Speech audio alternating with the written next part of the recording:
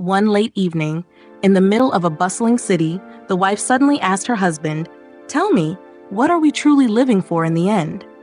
The husband froze.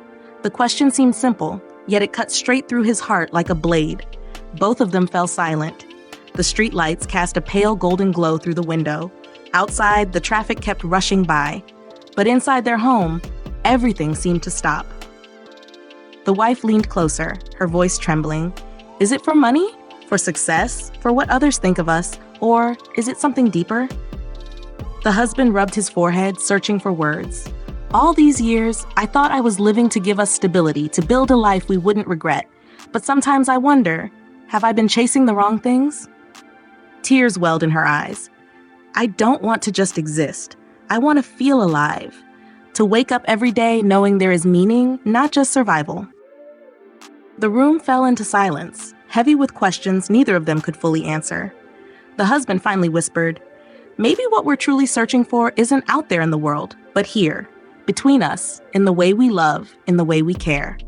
The wife held his hand tighter.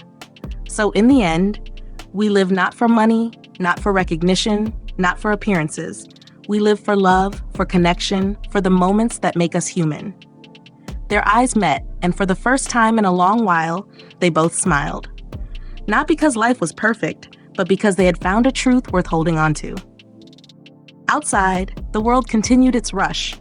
Cars passing, people chasing dreams, time slipping away. But inside that small room, there was peace. The husband spoke again, softly. "Maybe happiness isn't something to chase. Maybe it's something we create, right here, every day, with the people we love." The wife leaned her head on his shoulder. "Then let's promise each other. No matter how hard life gets, we'll never forget why we live. Not for things, not for status, but for us, for the love we share, and for the family we build." In that quiet moment, surrounded by nothing but each other, they realized perhaps this was the answer they had been searching for all along. Years later, their children would remember that night, not for any grand event, but for the way their parents looked at each other, with love that spoke louder than words. It wasn't a perfect life, but it was a meaningful one. And as time passed, they came to see that the true purpose of living was never about reaching some distant goal. It was about the small moments, the laughter shared, the tears wiped away, the hands held through storms. In the end, they discovered that life's greatest meaning was simple: to love and to be loved in return. And so when people asked them, "What are you living for?" they no longer hesitated.